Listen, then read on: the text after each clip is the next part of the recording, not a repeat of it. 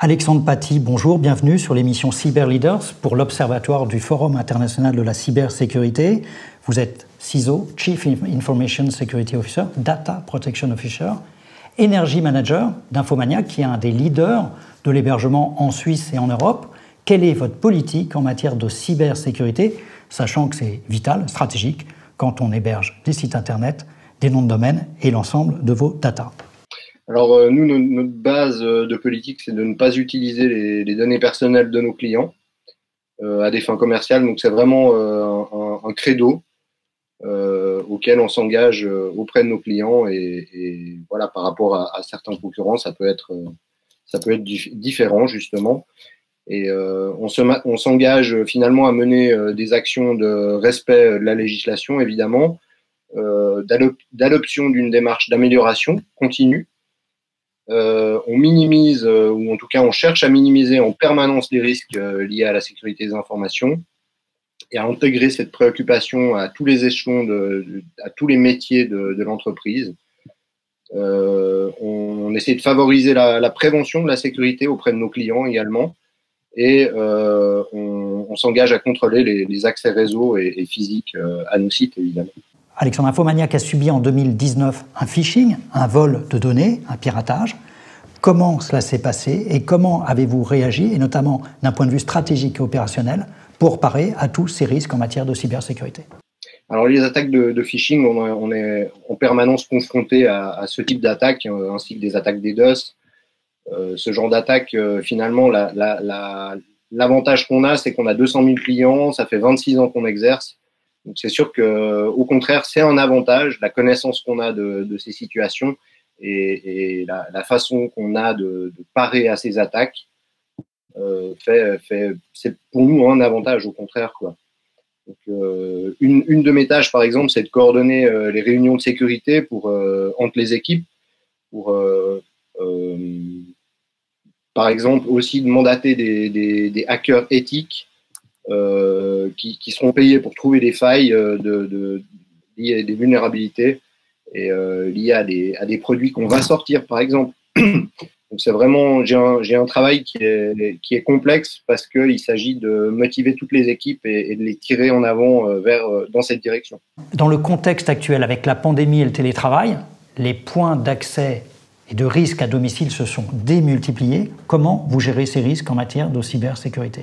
Certainement. Maintenant, d'où la nécessité pour les employés de se connecter à travers un VPN, un intranet d'entreprise et d'avoir un antivirus sur leur machine. C'est vraiment des bases, des minimums. Nous, on a mis en place un outil de partage de fichiers qui s'appelle K-Drive et qui facilite le télétravail finalement, dans le sens où c'est un équivalent à certains grosses plateformes qui permettent de partager des fichiers justement.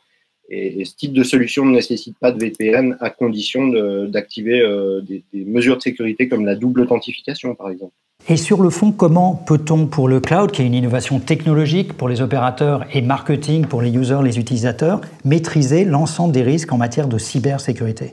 Alors, à notre sens, à partir du moment où les solutions qui sont utilisées elles sont basées sur des standards ouverts, comme nous le faisons typiquement, et que les solutions sont vendues par des sociétés locales, c'est plus facile d'aller vers, et indépendantes aussi, c'est comme Infomaniac, c'est plus facile d'aller vers l'entreprise et d'avoir des exigences et de faire accepter ses propres exigences finalement. Alexandre, Infomaniac respecte la RGPD, instituée en 2018 par l'Union européenne, pour toutes les données, les datas des citoyens sur le territoire européen.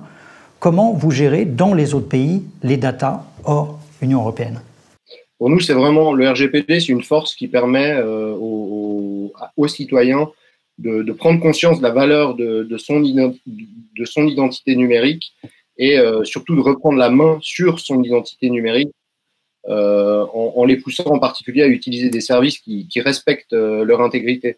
Donc c'est vraiment ce RGPD, il a une force de persuasion et la preuve c'est que la loi sur la protection des données en Suisse s'est adaptée. Et est-ce que la 5G qui permet de démultiplier les échanges de données et l'usage des objets connectés est un risque en matière de cybersécurité? Et si oui, comment faites-vous pour protéger toutes les datas? Alors, nous, on est data center, typiquement, pour des objets tels que la 5G, on propose des services à des clients qui pourront utiliser des technologies qui vont utiliser la 5G. À notre sens, et c'est pas nous qui allons proposer ces services, mais la 5G, il faut favoriser les standards ouverts qui permettent plus de transparence et d'obtenir finalement la confiance des utilisateurs. On est de nouveau sur obtenir la confiance, il faut être transparent. Et est-ce que sur le fond, l'intelligence artificielle est une aide pour mieux cybersécuriser une entreprise ou une organisation? Et si oui, comment faites-vous pour utiliser l'IA, l'intelligence artificielle, au service de Infomaniac et de ses clients? Ça, c'est certainement une aide, hein, mais nous, on ne l'utilise pas pour l'instant à des fins de sécurité des informations. Maintenant, j'ai vu des projets récents sur typiquement des applications sur les données personnelles qui sont extrêmement intéressants et extrêmement prometteurs.